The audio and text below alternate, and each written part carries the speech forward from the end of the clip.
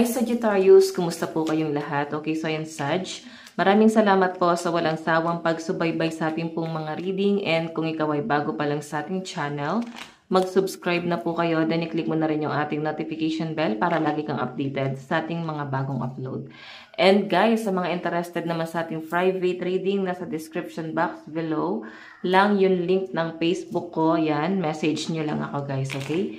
So, tignan natin Sagittarius, ano ba yung focus ng energy nyo ngayong June 2025? Okay, ganap sa inyo ngayong June 2025. Sagittarius, Sun, Moon, Rising, and Venus sign. Okay, doon na tayo guys sa pinaka-focus ng energy mo. Overall energy. Okay, Sagittarius, Sun, Moon, Rising, and Venus sign. Meron tayong, okay, ulitin pa natin. Sag. Okay. Love.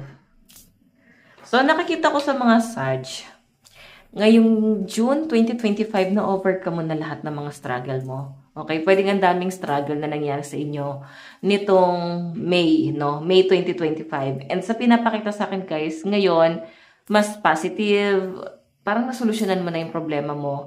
And pinapakita sa akin dito guys, mas nagiging maingat ka na, no? Piling ko kasi guys, ang daming problema nangyari sa inyo nitong May. And ngayong June 2025, nagiging maingat ka na. Nakikita ko yung parang medyo magsiset ka ng mga boundaries.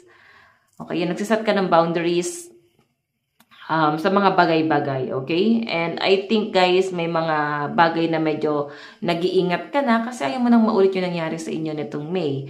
So, kung ano man yung mga problema nangyari na yun guys, ayaw mo na siyang maulit ngayong June 2025, no? Sino ba naman ang may gustong maulit na naman yung problema, lalo na at kung nasolusyonan na yung problema na yan, okay? So, mas ano ka, mas payapa ka ngayong June. Nakikita ko yung pagiging lovable mo.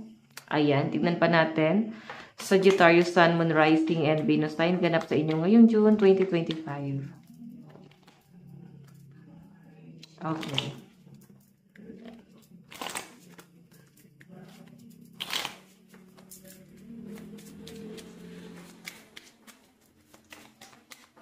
Meron tayong protect your feelings. So, nakikita ko dito, Sag, ayan no, kagaya na sabi ko dito, no, na parang medyo nagsiset ka ng mga boundaries mo. And ito na nga yung sinabi rito. Lalo na sa emosyon, no? Masyadong pinoprotektahan. Ayaw mo ng, ayaw masyadong nahihirapan yung nararamdaman mo. And napagdaanan mo na siya na itong May. So, ngayon kasing June, gusto mo siyang ma-overcome. Ngayon, medyo maingat. Ayaw masaktan, ayaw mo ng pressure, ayaw mo ng feeling ko rito kasi guys, ayaw mo nang masyadong nape-pressure, no, sa mga bagay-bagay. And ayan, mabilis kang napapagod. So, hindi naman guys kagaya ng ibang tao na napaka-positive. Like, kahit may problema guys, kaya nilang kalimutan yung problema na yon, or kaya nilang wag maapektuhan doon sa bagay na yon. So, nakikita ko guys, medyo emotional yung mga Sag.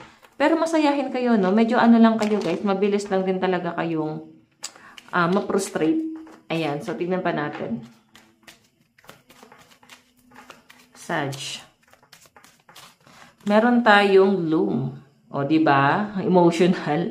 So, yun na nga, guys. Medyo, hindi natin maiwasan yung mga emosyon. Hindi natin maiwasan yung medyo mag-iimo-imo ka ngayong June, no? Sabihin na natin payapa ka na, masaya ka na. Pero may mga bagay na biglang magpapaalala sa inyo. So, feeling ko rito, guys, parang tatamaan ka kaagad ng pre-shadow, no? Pre-shadow ng parang ng retrograde. July 17 kasi talaga yung start ng Mercury retrograde. Pero, guys, may mga pre-shadow kasi minsan maaga siyang nakaka-apekto sa isang tao, sa isang individual, no? So, yun nakikita ko sa inyo, guys. I think maapektuhan ka. May mga past na nangyari, no? May mga past dito na parang bigla nyo na lang naaalala at bigla ka na lang naapektuhan, bigla ka na lang guys nagiging emotional. So, hindi mo maiwasan na maisip yung mga struggle mo from the past. Okay? So, titignan natin.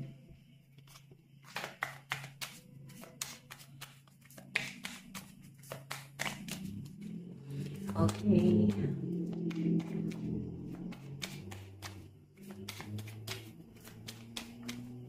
Sagittarius, Sun, Moon, Rising, and Venus sign. Meron tayong reflection. So, ayan, no?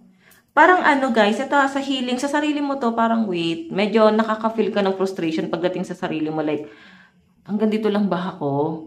Para kasing ka-questionin mo yung worth mo, no? May mga frustration ka na parang, may mga bagay na gusto mo talagang mangyari, pero hindi siya guys nangyayari. So, nandun parang, dumating na sa point na tinanggap mo na kung anong sitwasyon na meron ka, pero hindi mo pa rin guys maiiwasan.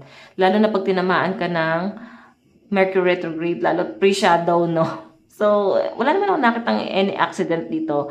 Emosyon yung tinatamaan sa'yo dito. So, yun, no? Parang question naman yung worth mo dito, eh. Okay, na parang gusto mo ng something more, pero hindi mo siya makuha. Meron kang gustong mangyari sa buhay mo, pero ba't parang nahihirapan ka makuha yung bagay na yon? Yun po yung pinapakita sa akin dyan, okay? Tingnan natin.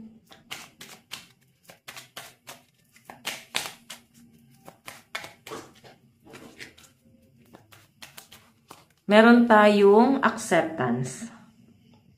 So, pagtanggap, yun yung kailangan dito. Ito yung katangi-tanging solusyon sa mga conflict mo ngayon. Acceptance. No? Kung tatanggapin mo yung mga bagay na, ito na nangyari sa past, nangyari na yon. So, ano yung dapat mong gawin? Magpatuloy. No? Isipin mo na lang kung ano yung kaya mong gawin ngayon at bukas. Kung babalikan mo pa yung nakaraan mo, guys, mamubuhay ka na lang ba lagi sa nakaraan? Life is too short, guys. No? So, wala kang ibang choice kundi magpatuloy. Kailangan mong tulungan yung sarili mo. Hindi ibang tao ang tutulong sa'yo para makaalis dyan. Hindi love life ang makakatulong sa inyo para makaalis dyan or yung pamilya mo. Kung nandyan yung pamilya mo at willing silang tulungan ka, pero hindi mo naman kayang tulungan yung sarili mo, wala rin mangyayari. So, ano yung kailangan mong gawin dito? Tulungan mo yung sarili mo muna. Okay? And i-absorb mo yung mga guide na ginagawa sa inyo ibang tao. Like, yung mga advice nila sa inyo, guys. Lalo kung healthy naman yung advice nila at nakakatulong naman sa inyo. So, i-absorb mo yun. Diba? So, tingnan pa natin.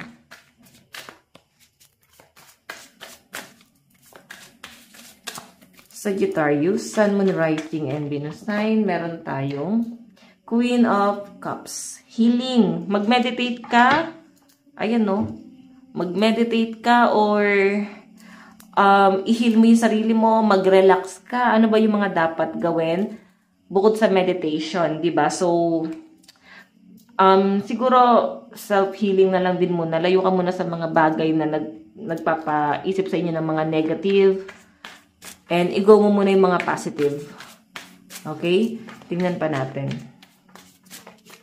Meron tayong Page of Wands, Travel. So, siguro kung sa tingin mo, Sag, is nakakatulong sa inyo yung pag-travel sa pag-heal mo, sa mga, siguro kasi natitrigger yung anxiety or yung depression mo. Parang bumabalik ka na naman sa ganon.